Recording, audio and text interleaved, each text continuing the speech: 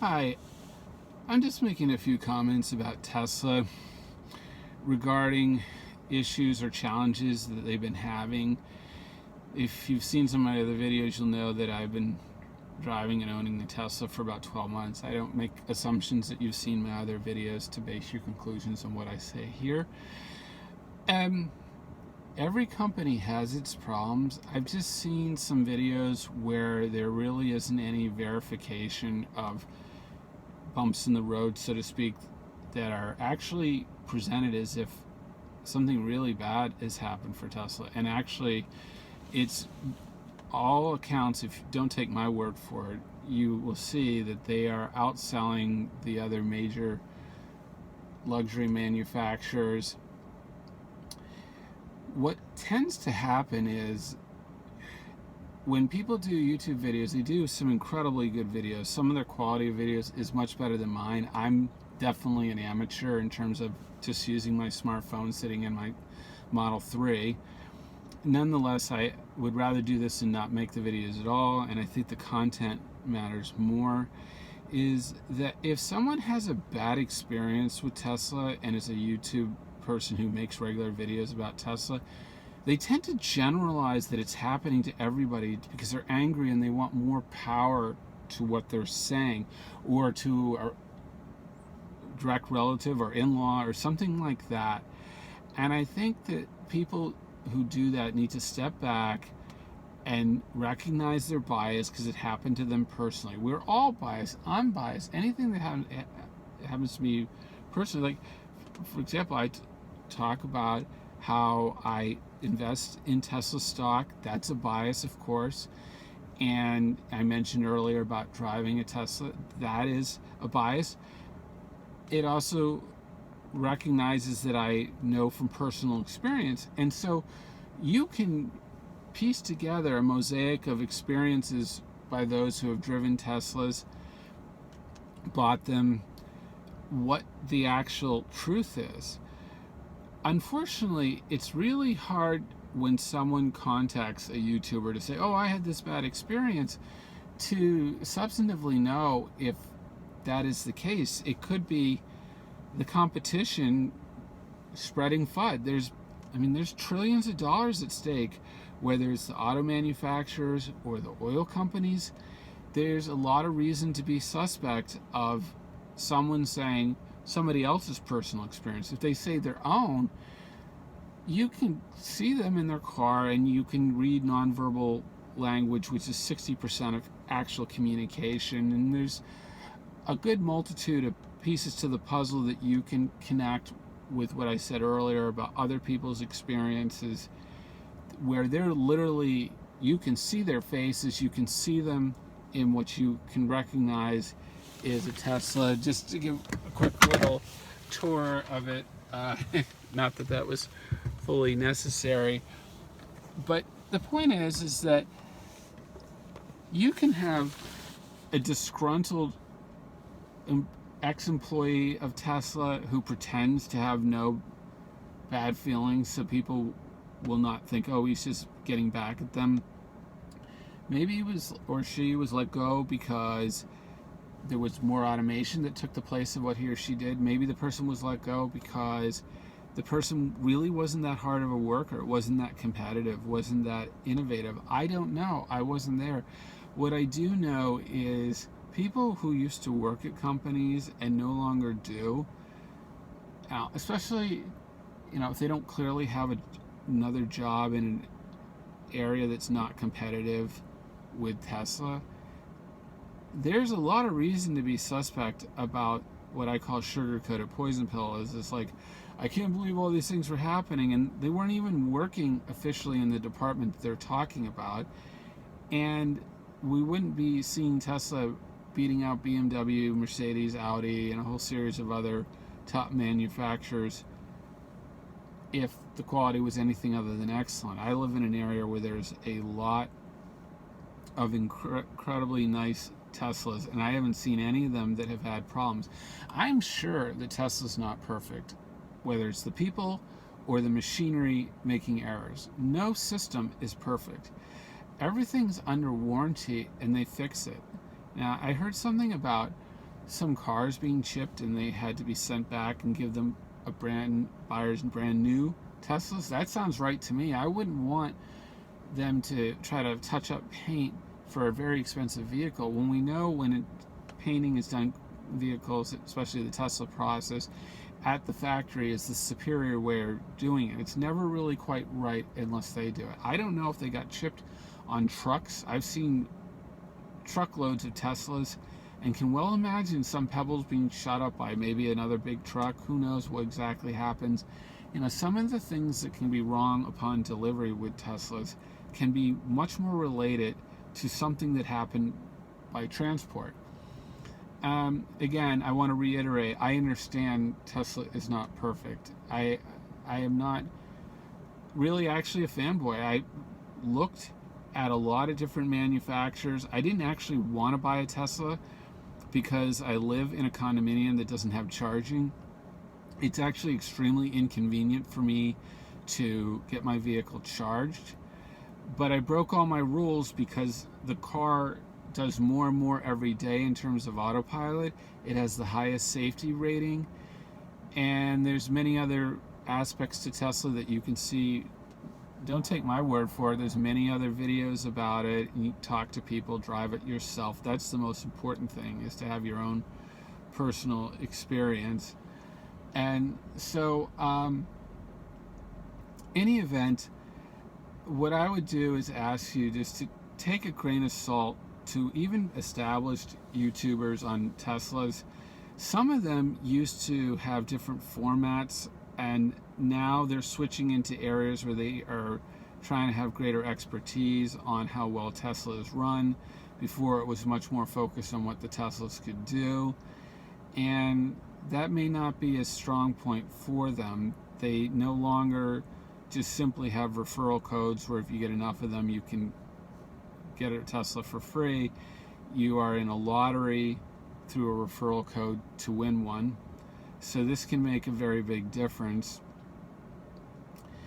And you have to keep this into mind, that you really have to recognize how rapidly Tesla is advancing.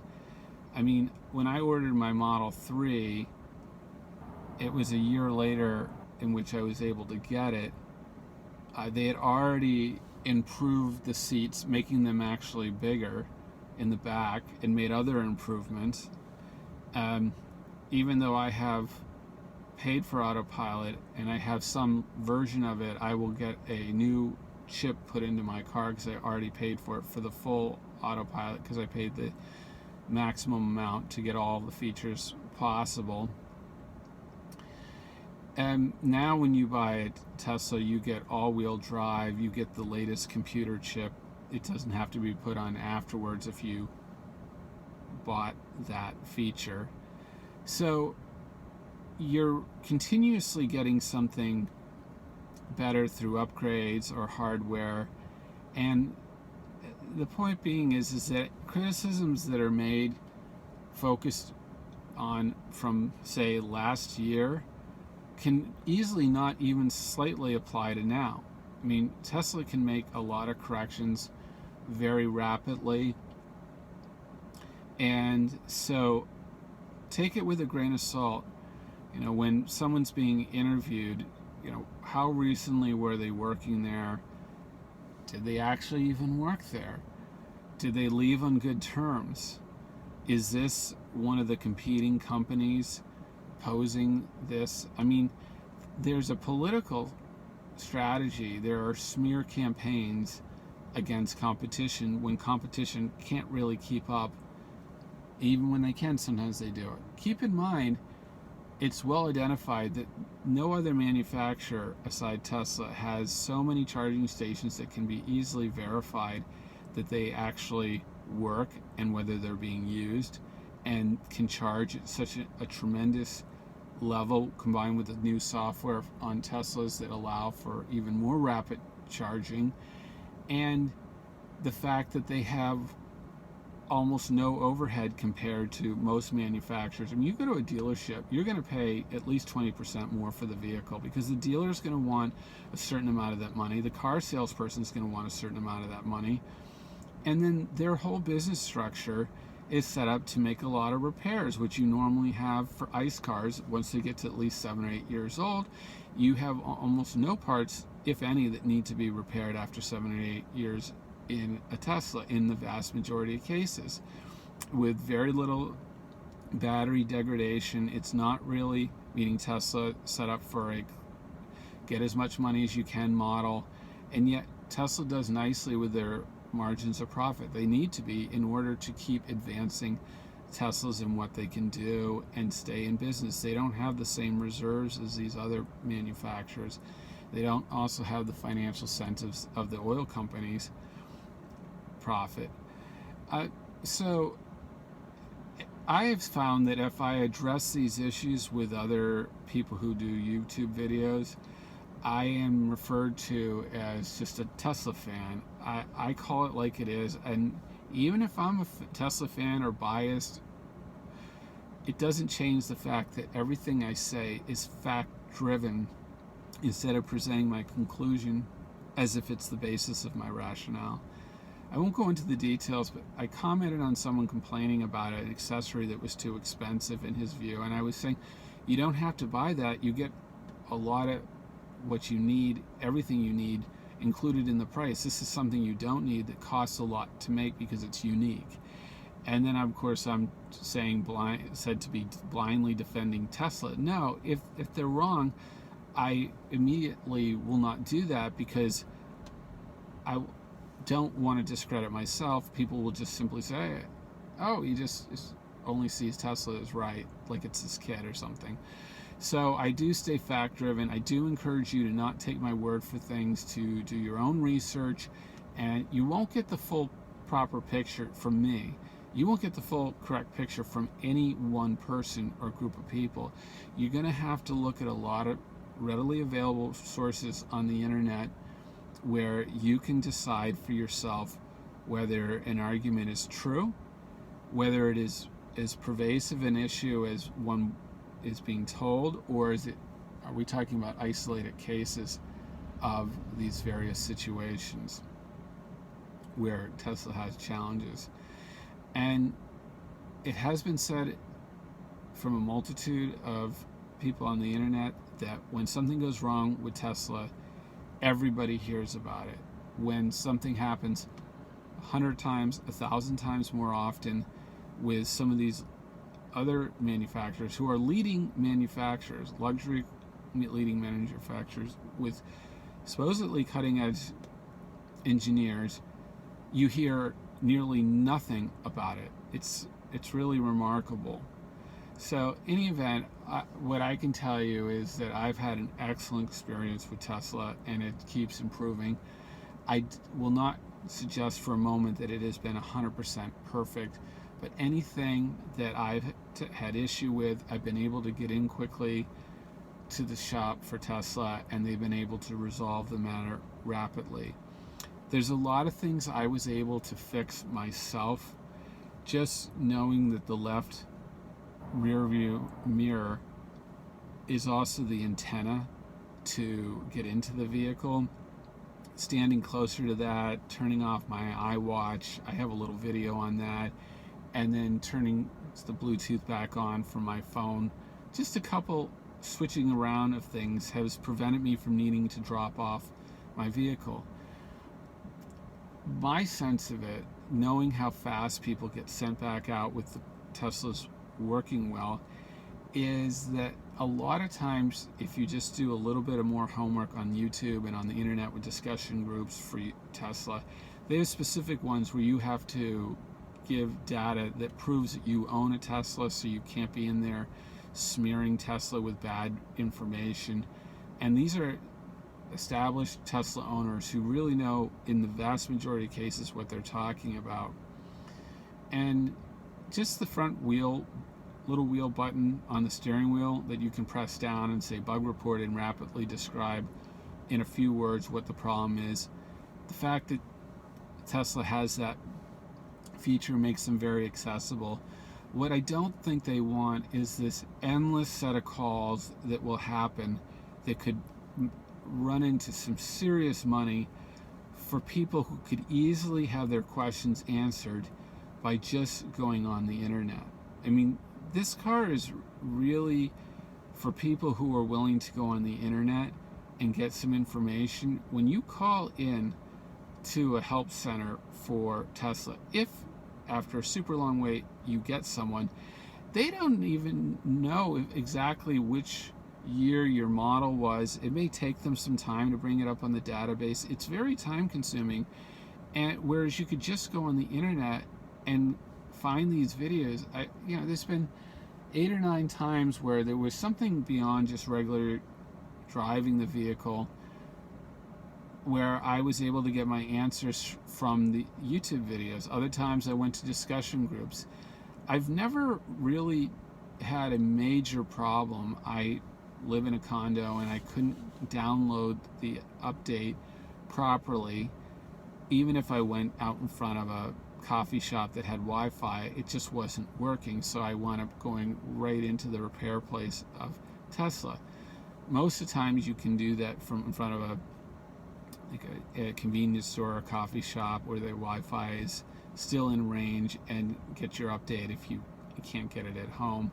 And they've made it a lot easier in terms of download. But I'm just simply saying, take with a grain of salt the people who are giving you ideas about what they think is happening, because they don't really have a lot of data that is, if any, that is verified as being valid. And maybe it is valid, and maybe I'm the one that's wrong in being overly critical of their sources, but I haven't really been too specific on any particular source.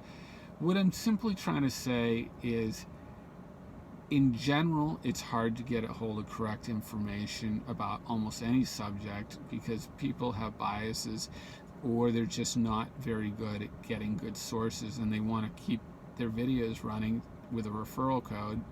So without realizing it, that's what they're doing, and maybe they're actually being helpful and I'm failing to understand this. So I'm not claiming I'm right, I'm not claiming I'm wrong.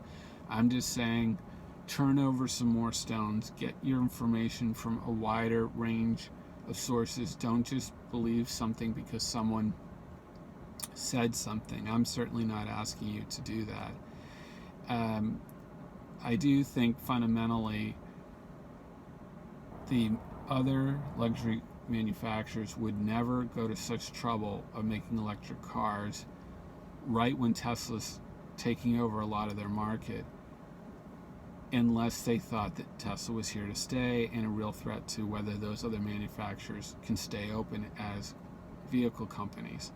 So it proves that Tesla is highly favored. I mean, there are laws to protect people when they buy vehicles. If they're not really as they promised, the people can get their money back when they're new, okay?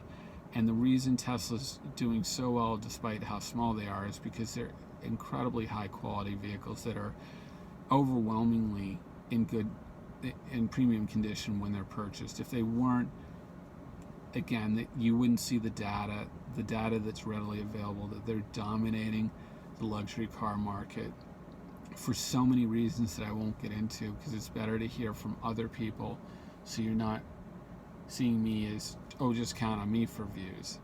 All right, I hope this is a healthy conversation. I do respect the other YouTubers on Tesla. I just think sometimes the data is not there, and sometimes the data is excellent. Some of the reporting has been incredibly good. If only the rest of the news in the world could report it with such great depth, we would truly know what was going on. The major media is often just infomercials. There are some exceptions. I won't say who they are because it's just too much information and people can decide for themselves. Wishing everybody the best. Take care.